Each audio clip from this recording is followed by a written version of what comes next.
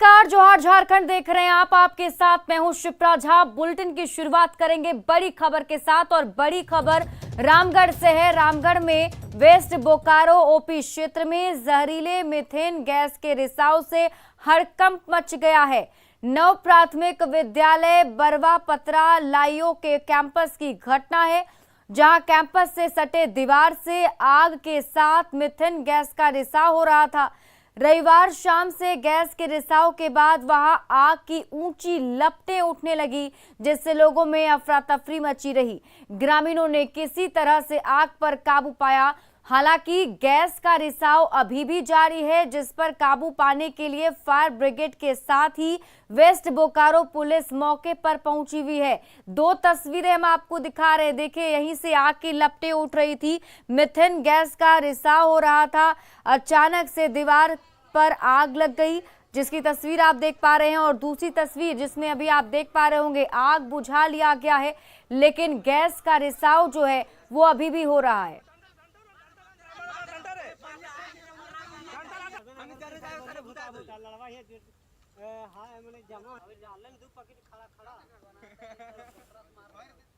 गिरिडीह में एक विवाहिता का शव उसके ससुराल में रस्सी से झूलता हुआ मिला। IMS रोड के पास की एक घटना है। घटना के बाद मौके पर पहुंचे मायके वाले भड़क गए और मृतक पूजा के पति की जमकर पिटाई कर दी। घटना की जानकारी मिलने के बाद पुलिस मौके पर पहुंची, लेकिन पुलिस की मौजूदगी में ही लोग पति की पिटाई करते रहे। कड़ी मशक्कत के बाद पुलिस ने हालात पर काबू पाया और मृतक के परिजनों के चंगुल से पति की जान बचाई। मायके वालों ने पति पर ही हत्या का आरोप लगाया है। मिली जानकारी के मुताबिक ISM रोड निवासी पंकज कुमार की शादी 1 साल पहले बेंगाबाद की पूजा के साथ हुई थी, जिसके बाद से ही पति पत्नी में आपसी विवाद के मामले सामने आ रहे थे। पुलिस पूरे मामले की जांच में जुटी हुई है।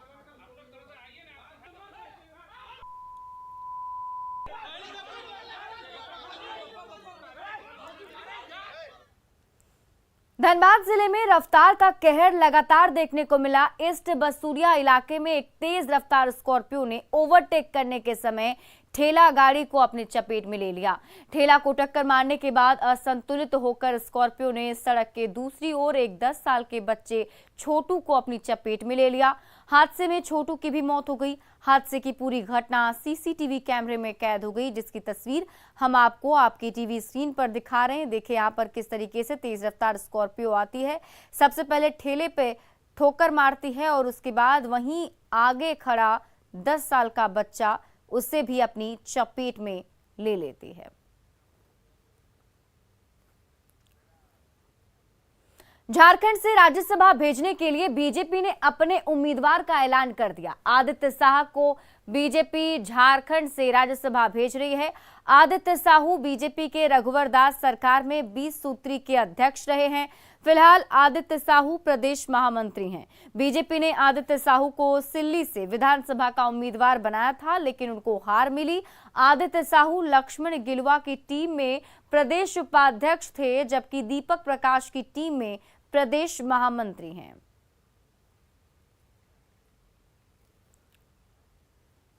आजसू पार्टी राज्यसभा चुनाव में NDA प्रत्याशी का समर्थन करेगी। रामगढ़ में आजसू पार्टी के सुप्रीमो सुदेश महतो ने इसकी घोषणा कर दी। वहीं उन्होंने ईडी की कार्रवाई पर कहा कि ईडी स्वतंत्र रूप से सूचना के आधार पर काम करती है और वो स्वतंत्र ही रहे तो अच्छा है। सभा चुनाव की तिथि निर्धारित है, 10 को वोटिंग होना है। 2 कैंडिडेट के लिए चुनाव होगा। निश्चित रूप से हम NDA के जो प्रत्याशी रहेंगे, अभी लोगों ने आग्रह किया है और बातचीत हमारी हो रही है। पहले कैंडिडेट की घोषणा हो जाए, फिर हम लोग कोशिश करेंगे जो विपक्ष से प्रत्याशी जीते। सर, अभी ईडी की कार्रवाई हो रही है, उसको कैसे देख रहे हैं आप? देखो, ये एक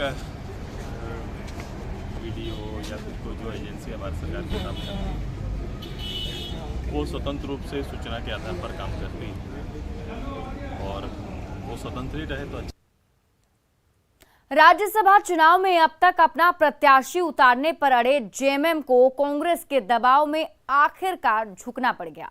दिल्ली में सोनिया गांधी से CM हेमंत सोरेन की मुलाकात के बाद डील फाइनल हो गई। जिसके तहत झारखंड से राज्यसभा की सीट के लिए महागठबंधन से केवल एक उम्मीदवार उतारने पर सहमति बनी। वो उम्मीदवार कांग्रेस का ही होगा। माना जा रहा है कि माइनिंग लीज और करप्शन से जुड़े मामलों में ईडी का दबाव झेल रहे सीएम हेमंत सोरेन पर कांग्रेस का दबाव काम कर गया और इसी वजह से जेएमएम ने राज्यसभा सीट पर दावेदारी छोड़ते हुए कांग्रेस को सीट देने का फैसला किया है। झारखंड से राज्यसभा चुनाव में महागठबंधन की ओर से किस दल का प्रत्याशी होगा, इसका फैसला दिल्ली में हुआ। कांग्रेस अध्यक्ष सोनिया गांधी से मुलाकात के बाद कांग्रेस का प्रत्याशी उतारने पर सहमति बनी, लेकिन प्रत्याशी कौन होगा इसका ऐलान सीएम हेमंत सोरेन करेंगे। सोनिया गांधी से हेमंत सोरेन की क्या हुई बात? दिल्ली में डील, रांची में ऐलान। अब की बार पंजे का उम्मीदवार। दिल्ली में करीब सवा घंटे तक सोनिया गांधी और हेमंत सोरेन के बीच राज्यसभा सीट को लेकर मंथन हुआ। हर एक उम्मीदवार के चेहरे पर चर्चा हुई। कांग्रेस की उम्मीदवारी और झारखंड मुक्ति मोर्चा के दावों पर बात हुई। पहली वरीयता को लेकर दावेदारी के बीच हुए इस मंथन पर कांग्रेस की प्रेशर पॉलिटिक्स रंग लाने लगी है। कयास लगाया जा रहा है कि दिल्ली में सोनिया गांधी के सामने हेमंत सोरेन ने कांग्रेस की शर्तों को मान लिया है और अगर ऐसा है तो इस बार कांग्रेस के एक उम्मीदवार का झारखंड से राज्यसभा जाना तय है। हालांकि रविवार दोपहर दिल्ली में प्रेस कॉन्फ्रेंस करने पहुंचे मुख्यमंत्री हेमंत सोरेन ने राज्यसभा को लेकर हुई बातचीत पर पत्ते साफ नहीं किए। सिर्फ कहा बात बन गई है, ऐलान रांची में करेंगे। यहाँ आदरणीय सोनिया गांधी जी से हमारी कल मुलाकात हुई है और लगभग एक सवा घंटे तक हम लोगों ने पूरे विषयों पर चर्चा भी किया। राज्यसभा भी इसमें मुख्य रूप से रहा। आखिरी मकाम तक पहुंचाने में समय थोड़ा हम आप लोगों से लेंगे, क्योंकि इसकी आखिरी घोषणा हमारे झारखंड से ही होगी। कांग्रेस से राज्यसभा चुनाव को लेकर 4 नेताओं के नाम सामने आ रहे हैं। पहला नाम है झारखंड कांग्रेस के पूर्व अध्यक्ष डॉक्टर अजय कुमार का, जो झारखंड से लोकसभा सदस्य भी रह चुके हैं और राष्ट्रीय राजनीति में कांग्रेस का जाना पहचाना चेहरा माने जाते हैं। दूसरा नाम है जाने माने शिक्षाविद गौरव वल्लभ का, जिन्हें अक्सर टीवी डिबेट में कांग्रेस का पक्ष रखते देखा जाता है। जबकि तीसरा नाम है रांची के पूर्व सांसद और पूर्व केंद्रीय मंत्री सुबोधकांत सहाय का। पिछला लोकसभा चुनाव हारने के बाद वे उच्च सदन में अपने लिए मौका तलाश रहे हैं। उन्हें सोनिया गांधी का करीबी भी माना जाता है। वहीं रेस में गुलाम नबी आजाद का नाम भी चल रहा है। नामांकन दाखिल करने के लिए अभी 2 दिनों का वक्त है। माना जा रहा है सोमवार को राज्यसभा उम्मीदवार के नाम का ऐलान हो जाएगा। दिल्ली से संवाददाता अमितेश सिंह की रिपोर्ट, न्यूज़ 18। 5 जून को रांची के मोरहाबादी मैदान में बीजेपी के ऐतिहासिक आदिवासी महारैली होगी और इस रैली में बीजेपी के राष्ट्रीय अध्यक्ष जगत प्रकाश नड्डा शामिल होंगे। रैली में प्रदेश से 50,000 बीजेपी कार्यकर्ता शामिल होंगे। रैली को लेकर बीजेपी पूरी तैयारी में लगी है। बीजेपी एसटी/एससी मोर्चे की बैठक में रैली की तैयारी को लेकर मंथन भी हुआ। बैठक में भव्य आदिवासी रैली को लेकर योजना बनाई गई। हमारे प्रिय प्रधानमंत्री नरेंद्र भाई मोदी जी के केंद्रीय सत्ता की बागडोर संभाले 8 वर्ष 30 तारीख को हो रहा है और इन 8 वर्षों की उपलब्धि निश्चित तौर पर जनता के बीच में जाना चाहिए। और यहाँ पर भगवान बिरसा मुंडा विश्वास रैली जनजातियों की और यहाँ की जो सांस्कृतिक धरोहर है विभिन्न जनजातियों के बीच में, उसका भी एक जनजाति सांस्कृतिक समागम जत्रा का आयोजन हो। गिरिडीह में बीजेपी की अनुसूचित जनजाति मोर्चा की कार्य समिति की बैठक में बाबूलाल मरांडी शामिल हुए। 5 जून को बीजेपी की आदिवासी महारैली की तैयारी को सफल बनाने को लेकर बैठक हुई। अगले 5 जून रांची में अनुसूचित जनजाति मोर्चा की ओर से बड़ी रैली का नाम हम लोगों ने दिया है भगवान बिरसा विश्वास रैली। यहाँ के प्रत्येक मंडल से अच्छी संख्या में, बड़ी संख्या में। हम उम्मीद करते हैं पूरा जिला से आदिवासी हमारे जो भाई बहन हैं, कम से कम 1000 की संख्या में आएगी। खबर धनबाद से है, जहां गैंगस्टर प्रिंस खान के घर की पुलिस ने कुर्की जब्ती की है। इस दौरान भारी संख्या में पुलिस बल की तैनाती रही। पुलिस ने प्रिंस खान के घर के सभी सामान को जब्त कर लिया और 3 ट्रकों में सामान भरकर ले गई। प्रिंस खान हत्या और रंगदारी मांगने का आरोपी है। पुलिस ने 25 दिन पहले कुर्की जब्ती का इश्तेहार चिपकाया था। आपको बता दें कि प्रिंस खान पुलिस को खुली चुनौती दे रहा है। रंगदारी को लेकर प्रिंस खान कारोबारी और ठेकेदार के घर फायरिंग करवा चुका है। नन्हे खान की हत्या का आरोपी प्रिंस खान फिलहाल फरार चल रहा है। सारी प्रॉपर्टी उसके रंगदारी के प्रोसीड्स का है, ये मेरा कहना है, ये मेरा सबमिशन है। जी ठीक है।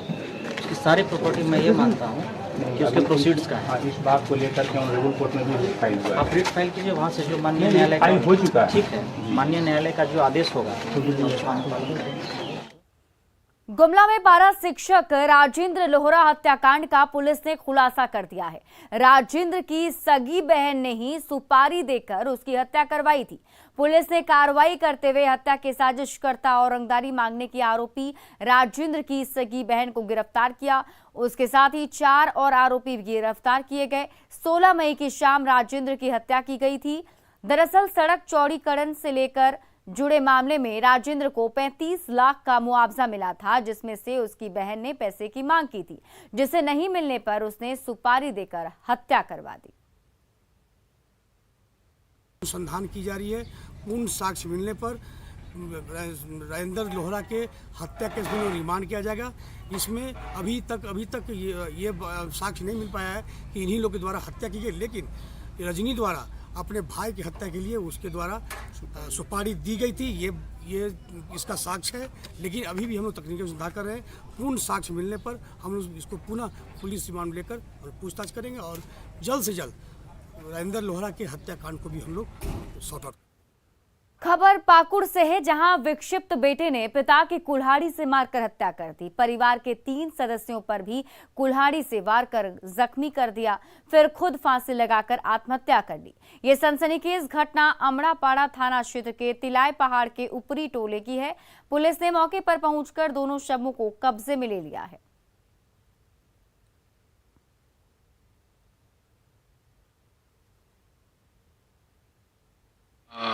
एक व्यक्ति सिंगे पहाड़िया जो कुछ दिनों से विक्षिप्त अवस्था में था, पहाड़ी से अपने पिता सीताराम पहाड़िया की हत्या कर दी और उसके बाद आसपास के 2 बच्चे और एक महिला को गंभीर रूप से जख्मी कर दिया। तो पाकुड़ से आपको एक खबर बता रहे हैं। यहाँ देखिए, पिता की हत्या के बाद बेटे ने खुद भी आत्महत्या कर ली। आपको बता दें कि यहाँ बेटा जो है वो विक्षिप्त बताया जा रहा है। कुल्हाड़ी से वार कर सबसे पहले उसने अपने पिता की हत्या की। इसके अलावा 3 लोगों को घायल कर दिया और फिर खुद भी आत्महत्या कर ली।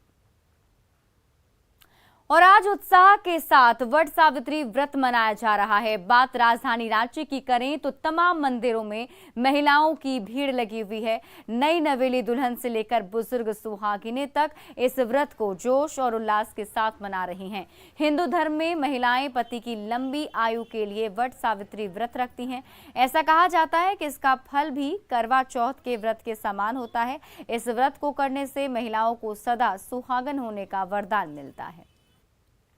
हिंदुस्तानी परंपरा ही है जो भारत को खास बनाती है। इसी उत्साह के साथ राजधानी रांची में तमाम जो महिलाएं हैं वो वट सावित्री मना रही हैं। जोश उत्साह में सुबह का वक्त है। आप देखेंगे किस तरीके से पूजन में लगी हुई है सुबह से और लंबी आयु की कामना करती है अपनी पति के लिए। यहाँ पर पहुंची हुई है और काफी उत्साह के साथ पूजन में लगी हुई है। ये बात करते हैं एक नई नवेली दुल्हन से जो किस तरह से 15 दिन हुए शादी को और काफी उत्साह में आई है और अपने इंडियन ट्रेडिशन को एक्सेप्ट कर रही हैं। न्यू दुल्हन एकदम है आप, और कैसा लग रहा है इस नए चीज को एक्सेप्ट करने में? बहुत अच्छा लग रहा है कि अपने ट्रेडिशन को हम अच्छे से फॉलो कर रहे हैं एंड ये सभी को फॉलो करना चाहिए। मतलब लाइक जनरेशन में सभी को करना चाहिए। अंदर की फीलिंग क्या है इसको लेकर कि आप व्रत करती हैं, ट्रेडिशनल चीजें कर रही हैं, पति की कामना कर रही हैं? बहुत ओल्ड मॉडर्न तो नहीं लग रहा है? नहीं अच्छा है, मतलब तो कुछ तो ट्रेडिशनल होना चाहिए ना।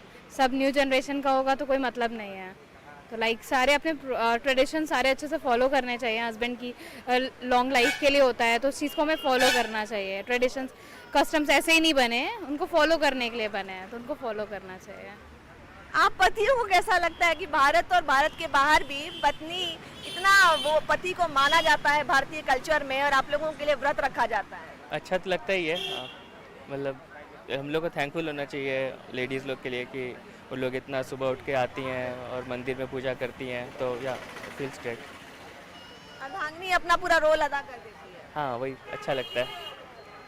तो आपने यहाँ पे सुना कि किस तरीके से वट सावित्री जो है उसमें पति पत्नी दोनों यहाँ पर आते हैं, पत्नी पूजा करती है। और बता दें कि भारत में ही नहीं विदेश में भी काफ़ी अच्छी तरीके से ट्रेडिशन को फॉलो किया जाता है। और वो नई नवेली दुल्हन हो चाहे पुराने ओल्ड मैरिड कपल्स हो, यहाँ पर काफ़ी लोग आए हैं और वट सावित्री जो है एक त्यौहार की तरह मनाया जा रहा है। राजधानी रांची में इसको लेकर काफ़ी उत्साह देखा जा रहा है और यहाँ के कई विभिन्न मंदिर है जो पुराने प्राचीन मंदिर, वहाँ भीड़ लगी हुई है। रूपाली त्रिपाठी, न्यूज़ 18 रांची। और आइए अब देखते हैं झारखंड 2020।